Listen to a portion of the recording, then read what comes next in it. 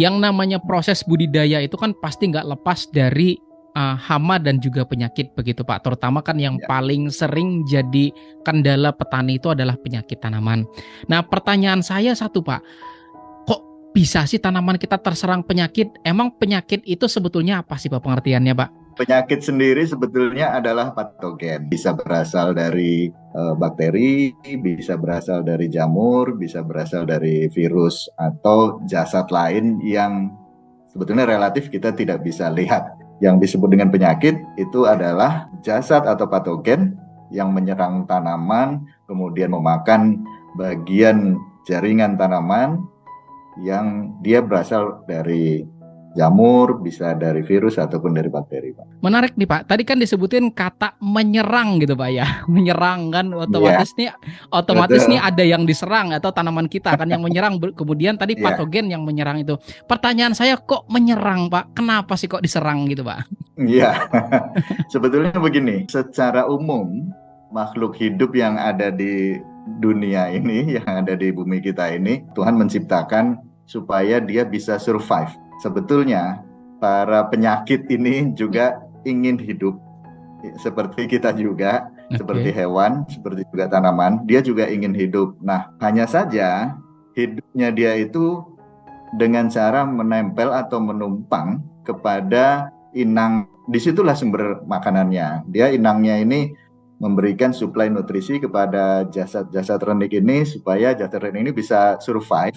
Secara alamiah dia berusaha untuk bisa survive, untuk bisa bertahan hidup dan berkembang biak. Berarti sebetulnya karena memang dia itu adalah makhluk hidup, otomatis karena memang tanaman kita adalah mungkin makanan dari patogen tersebut untuk bisa makan sehingga akhirnya dia menyerang tanaman kita begitu Pak. Mungkin yang jadi penasaran semua orang gitu loh, ada nggak lagi selain dari tanaman kita makanannya gitu Pak?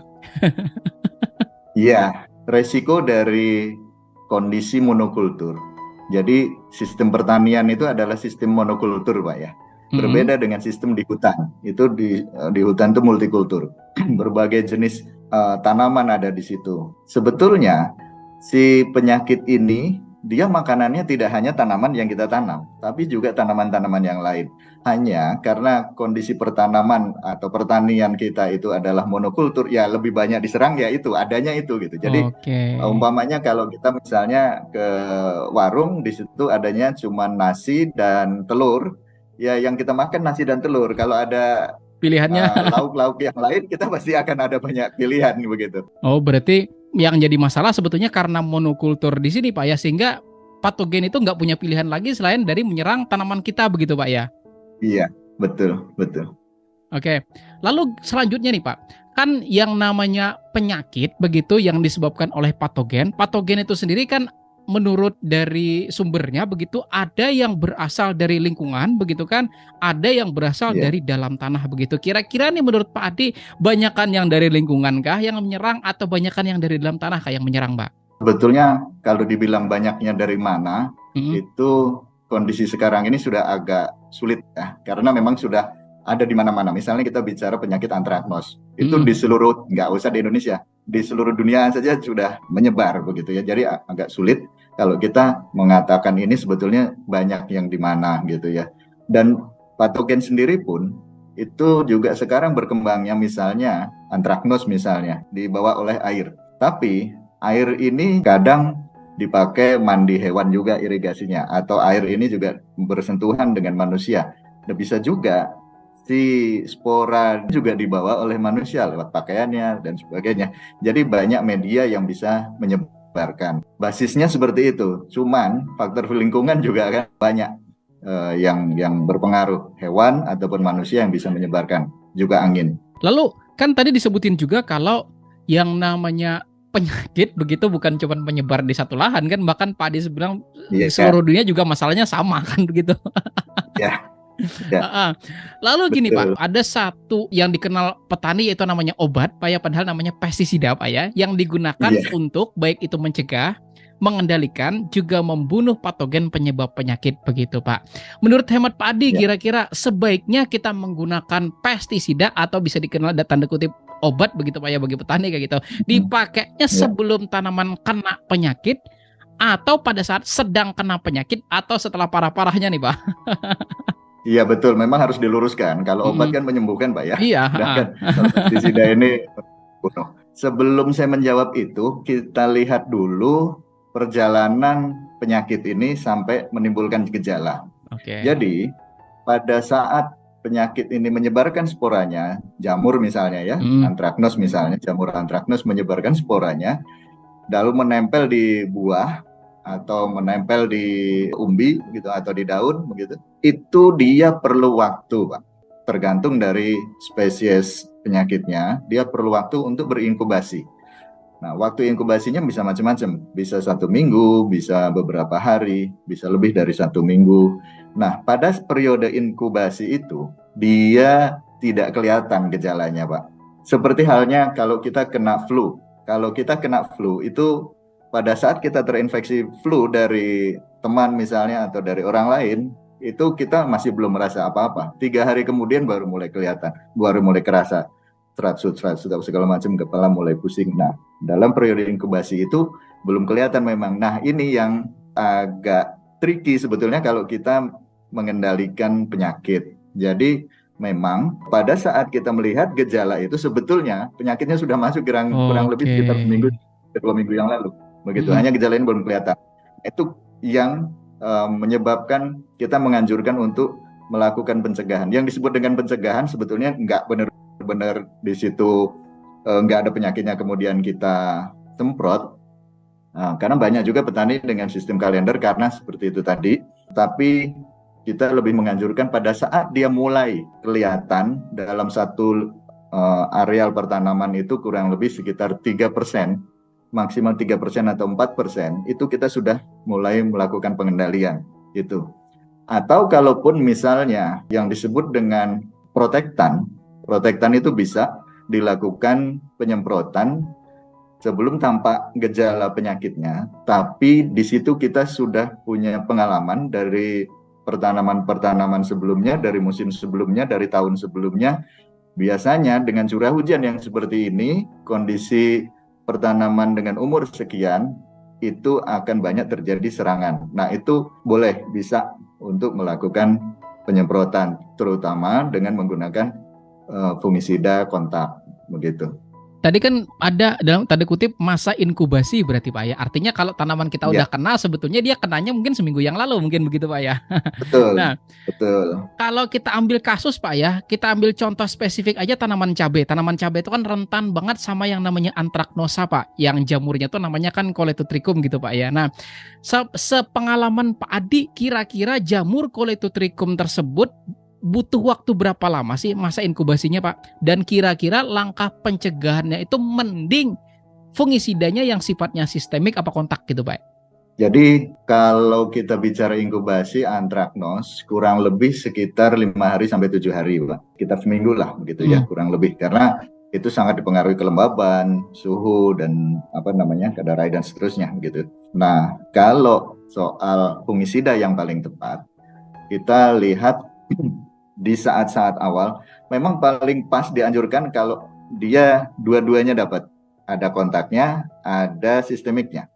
Karena gini, kalau tanaman itu belum kelihatan, misalnya kita semprotkan pada saat selesai pembungaan mulai keluar pentil, nah itu waktu yang tepat untuk menyemprot melindungi dari antraknos. Di situ fungisida yang bersifat kontak itu berfungsi seperti payung atau jas hujan, Pak. Jadi kalau menggunakan payung atau jas hujan pada saat belum kehujanan, itu dia Masih bisa aman. melindungi, Oke. masih aman.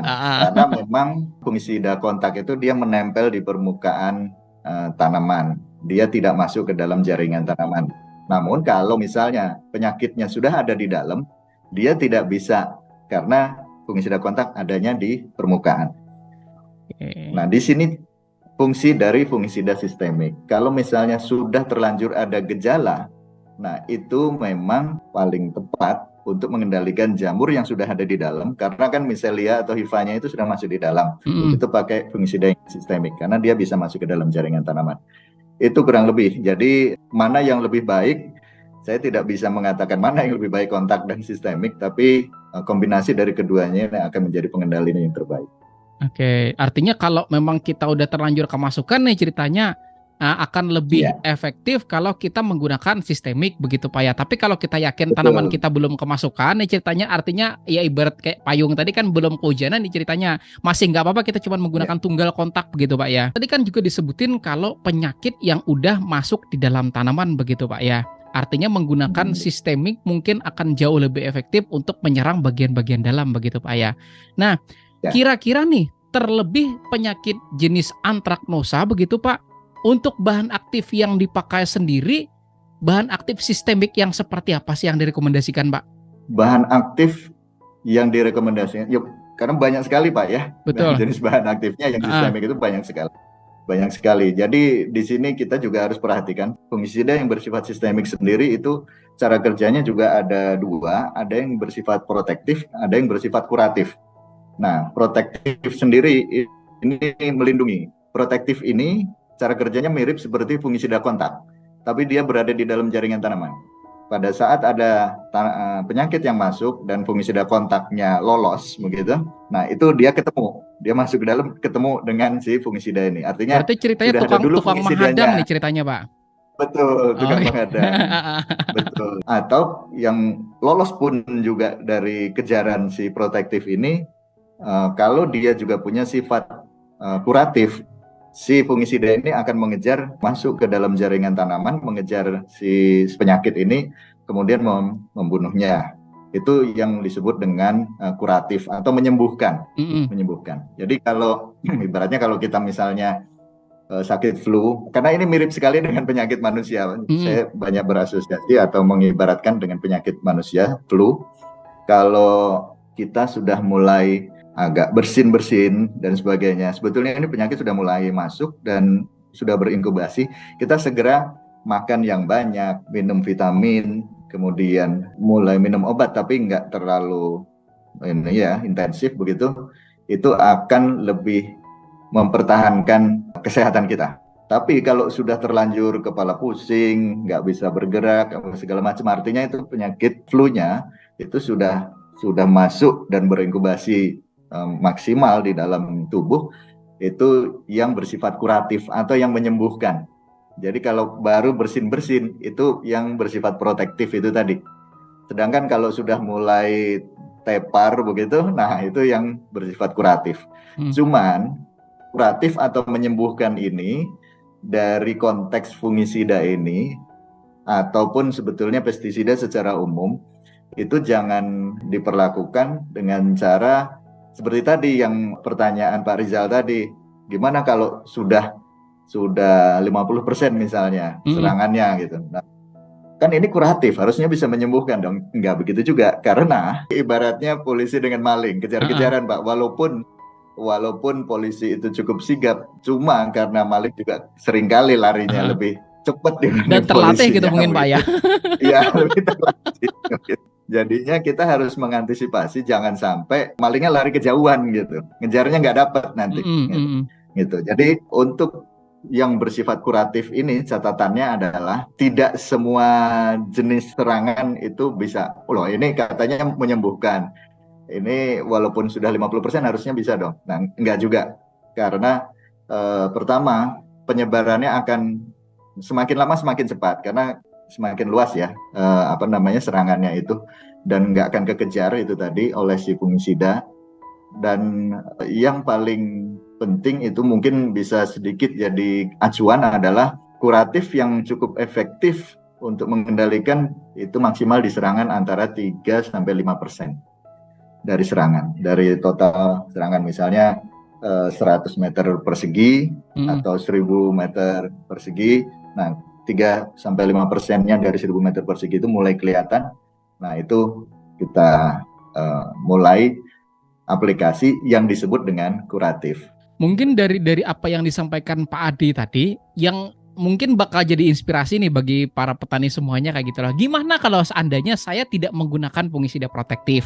Saya juga tidak Ya, menggunakan fungisida sistemik yang sifatnya protektif begitu. Tapi saya langsung menggunakan kuratif gitu loh. Padahal tanaman saya belum kena atau gimana tuh Pak Adi?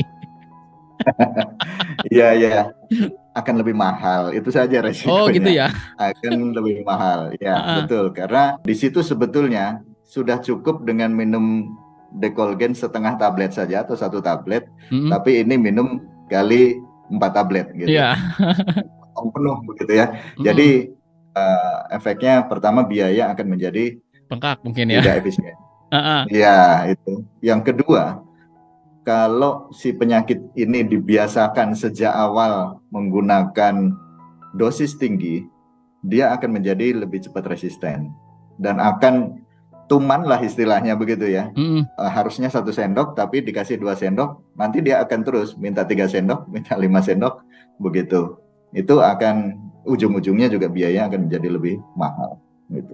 Lalu nih Pak Adi, boleh nggak Pak Adi sebutin kira-kira contoh fungisida yang sifatnya protektif itu yang bahan aktifnya apa? Kemudian yang contoh sistemik mungkin yang masih sifatnya adalah yang menghadang tadi itu bahan aktif apa? Dan yang kuratif itu bahan aktif apa begitu Pak? Dan mungkin boleh kok disebutin merek juga nggak jadi masalah karena pasti nanti ujung-ujungnya nanti oh bahan aktif ini nanti mereknya apa katanya, boleh nggak Pak? Nanti sebutin silakan Pak, nggak apa-apa. Iya. Biasanya yang sistemik itu jadi karena banyak sekali nama bahan aktifnya saya juga nggak hafal semua, tapi biasanya yang sistemik itu satu paket, protektif dan kuratif. Itu bisa dilihat atau dibaca di label botolnya atau label kemasannya. Nah seperti itu. Tinggal sebetulnya ini lebih pada timingnya saja, Kalau di awal banget serangannya kurang dari 5% gitu atau serangan kurang dari 3%, dia bersifat protektif. Tapi kalau antara 5-7% dia akan bekerja sebagai kuratif. Begitu. Banyak sih ya. Kalau yang sistemik itu ada yang berbahan aktif piraglaustrobin. Nah, itu bekerja secara sistemik, protektif dan kuratif. Kan tadi disebutin juga kalau fungisida itu sifatnya adalah proteksi, artinya adalah melindungi begitu sebelum terjadi serangan, dan juga mungkin kuratif atau bisa jadi menyembuhkan begitu Pak ya. Bagaimana dengan penyakit-penyakit atau patogen-patogen yang berasal dari tanah? Kan begini Pak ya, mohon maaf, misalnya contoh, saya musim ini nanam cabai nih ceritanya. Pengen banget juga untuk musim selanjutnya nanam cabai. Cuman ketakutan saya adalah ketika saya nanam cabai lagi, takutnya penyakit yang sama dengan musim ini itu bakal muncul lagi di musim selanjutnya. Maka kan ada istilah, katanya sih ada istilah yaitu sterilisasi lahan begitu Pak ya. Dan mungkin salah satunya yang dilakukan petani untuk melakukan sterilisasi lahan itu dia menyiramkan larutan yang berisikan kandungan fungisida bahan aktif tertentu pada lubang tanam yang diharapkan katanya agar lubang tanam yang di situ bisa steril dari patogen-patogen tanah begitu. Nah menurut Pak Adi bagaimana tuh Pak? Fungisida sendiri ada beberapa jenis cara aplikasinya. Ada yang disemprotkan, juga ada yang dikocorkan di sekitar tanaman di tanah. Betul, kalau memang penyakit itu berasal dari tanah atau ditularkan lewat tanah, salah satu aplikasi yang cukup efektif adalah dengan dikocorkan, Mbak, atau disiramkan di tanah di sekitar tanaman. Seperti ke fusarium, itu bisa dilarutkan, kemudian disiramkan atau disemprotkan di tanah di sekitar lahan. Tapi sebetulnya yang disebut dengan sanitasi lahan itu mestinya lebih dari itu, gitu ya. Karena di sini saya juga menganjurkan untuk melakukan pengendalian hama ataupun penyakit terpadu. Jadi tidak semata-mata berbasis pada kimiawi, tapi tindakan-tindakan yang lain pun itu juga harus kita lakukan. Misalnya dengan melakukan sanitasi lahan. Sanitasi lahan itu kegiatannya apa saja? Tidak hanya dengan menyiram lubang tanamannya, tapi juga membersihkan lahan kita dari tanaman-tanaman yang tadinya ada atau kena penyakit. Itu bisa kita lakukan. Kemudian membersihkan tanaman lahan kita dari gulma misalnya. Karena gulma juga bisa menjadi inang dari patogen-patogen itu. Bisa juga menjadi inang dari hama. Jadi pengendalian penyakit ini, terutama misalnya contohnya itu di penyakit-penyakit yang disebarkan lewat tanah, itu tidak hanya Tapi tidak hanya terbatas di penyakit yang disebarkan lewat tanah, Pak ya, tapi secara keseluruhan kita menganjurkan tidak hanya berbasis pada pengendalian kimiawi, tapi juga menggunakan pengendalian hama terpadu, hama dan penyakit terpadu, yaitu yang bisa kita lakukan diantaranya sanitasi lahan.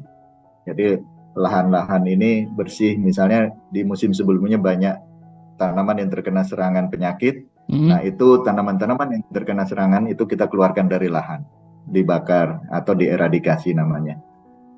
Kemudian gulma-gulma juga kita bersihkan, karena gulma juga bisa menjadi inang. Kemudian pemupukan. Nah, dari budidaya ini kita bisa misalnya pilih benih yang tahan terhadap penyakit. Kemudian bisa juga melalui pemupukan. Di musim hujan misalnya, itu kita sebaiknya mengurangi sedikit pemberian urea, 10-15% begitu, karena memang dari hujan sendiri N-nya sudah ada. Nah, kalau terlalu banyak N, sel-sel di dalam tanaman itu akan menjadi lebih lemah, lebih tipis begitu, sehingga penyakit lebih mudah masuk. Nah, jadi hal-hal yang seperti itu juga sangat dianjurkan, tidak hanya menggunakan kimiawi. Nanti ujungnya, akhirnya akan menjadi lebih murah, lebih efisien seluruh biaya pertanian kita. Selanjutnya nih Pak Adi juga sebutkan bahwa pada saat musim hujan begitu salah satunya adalah mengurangi nitrogen, karena ketika kita terlalu banyak atau over memberikan pupuk yang ada kandungan nitrogen sehingga menyebabkan tanaman menjadi lemah begitu Pak ya, dan mudah sekali diserang oleh penyakit begitu Pak. Kira-kira langkah lain apalagi Pak yang perlu kita lakukan selain dari pengurangan nitrogen supaya membuat kita itu lebih bisa membuat tanaman kita lebih terhindar dari penyakit tanaman begitu Pak? Kalau terhindar sepertinya sulit Pak ya, karena iya, memang penyakit sudah ada di lapangan gitu ya, sudah jauh lebih dulu dibanding kita. Nah, kalau kita mengacu kepada pengendalian hama terpadu itu kan ada pengendalian secara budidaya, ada pengendalian mekanis, ada pengendalian kimiawi, termasuk diantaranya monitoring, Pak. Monitoring itu adalah termasuk salah satu bagian dari pengendalian hama terpadu. Sebetulnya petani juga sudah rutin melakukan monitoring di lahan. Hanya memang bagaimana kita melakukan monitoring yang efektif itu yang menjadi penting. Jadi yang pertama kita mengerti biasanya ini kapan penyakit itu akan menyerang, sehingga kita bisa melakukan antisipasi. Itu fungsi dari monitoring. Nah, kemudian juga mengamati kondisi lingkungan, misalnya cuaca begitu, atau juga tanaman di sekitar kita yang bukan dalam tanggung jawab kita. Misalnya kita dalam satu hamparan, ada petani yang lain juga menanam tanaman yang sama. Misalnya ya, di situ sudah mulai banyak terkena virus Gemini misalnya. Di tanaman cabai kan banyak itu Pak. Nah itu virus ini mestinya harusnya, walaupun secara kalau kita lihat virusnya sendiri, dia tidak bisa nyebar sendiri Pak. Dia harus disebarkan, betul. Dia harus disebarkan oleh vektornya, oleh serangga. Nah kalau serangga ini kita kendalikan hanya di lahan kita saja, tidak di lahan tetangga sebelah, itu masalah juga tidak selesai-selesai. Jadi di sini monitoring dan koordinasi itu penting. Tapi ngomongnya gampang, Pak. Pelaksanaannya yang sulit sekali. Karena tiap petani kan punya perencanaan sendiri, punya keinginan sendiri, punya latar belakang pengetahuan sendiri dan sebagainya. Seringkali kalau tidak ada koordinasi ini juga akan jadi permasalahan di lahan antar tetangga, jadi musuhan gitu misalnya. Dan ini kelompok tani akan menjadi efektif kalau misalnya ada kelompok tani atau forum komunikasi di petani di sekitar itu. Jadi pengendalian-pengendalian yang bersifat non teknis juga perlu kita perhatikan. Selain itu tadi sanitasi, kemudian pemupukan, hal-hal yang bersangkutan dengan budidaya, pemupukan juga mungkin budidaya, bagian dari budidaya, benih dan mekanis itu misalnya membuang penyakit tanaman-tanaman yang terkena penyakit.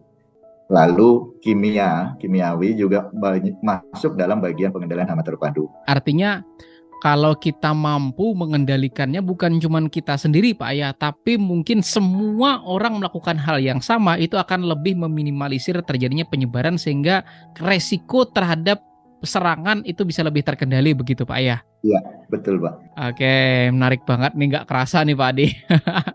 Kira-kira nih Pak, di akhir sesi podcast Ya, kita kali ini, seandainya di ya. depan sini teman-teman petani lagi nonton nih, saya nggak tahu mungkin entah 1.000 orang mungkin atau 10.000 orang mungkin yang sedang nonton video ini, kira-kira yang ingin Pak Adi sampaikan apa kira-kira Pak supaya tanamannya lebih sehat lagi, lebih bisa terhindar dari resiko-resiko serangan penyakit begitu Pak. Kira-kira apa sih tips-tips atau yang ingin Pak Adi sampaikan kepada petani Indonesia gitu Pak? Jadi yang nomor satu, yang paling penting itu adalah kita bersikap terbuka. Artinya begini, kalau ada informasi yang datang dari kiri dan dari kanan, sejauh informasi itu teruji, kemudian bisa dipertanggungjawabkan, kenapa tidak kita coba inovasi baru itu.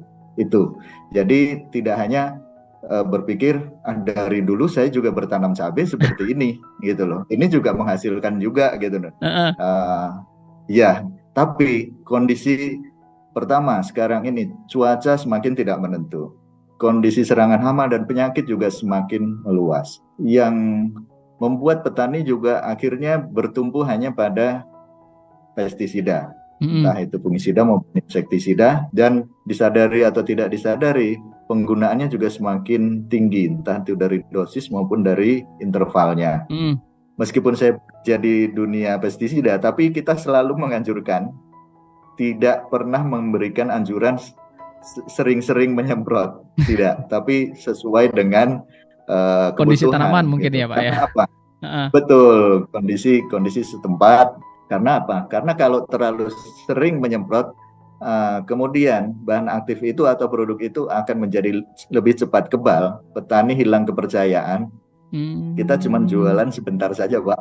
Tidak berkelanjutan. Heeh. Padahal untuk menemukan sebuah bahan aktif atau meluncurkan sebuah produk itu butuh waktu sekitar 10-15 tahun. Jadi Wow. kalau diluncurkan 10-15 tahun usaha dapat, kemudian diluncurkan dalam 2 tahun sudah resisten dan tidak ada yang mau beli Mm. lagi, ya sebuah kerugian dari sisi Mm. perusahaan. Mm. Yang pertama itu terbuka, kemudian informasi sekarang ini banyak sekali. Bahkan yang paling sederhana adalah informasi dari tetangga petani yang lain. Itu juga bisa menjadi pertimbangan kita. Sejauh saya berkeliling bertemu dengan petani-petani sekarang, aplikasi WhatsApp itu sudah cukup populer. Saya pikir itu juga bisa menjadi wahana, sarana untuk saling bertukar informasi, saling belajar, atau berdiskusi di antara sesama petani, ataupun kalau di situ juga ada pihak yang cukup ahli masuk dalam grup juga bisa. Di Facebook juga banyak grup-grup seperti itu untuk belajar. Ya di YouTube, nah, seperti podcastnya Pak Rizal ini juga bisa untuk tempat belajar. Jadi banyak sekali hal-hal yang bisa kita lakukan untuk lebih mengupdate lagi tentang teknik kita berbudidaya.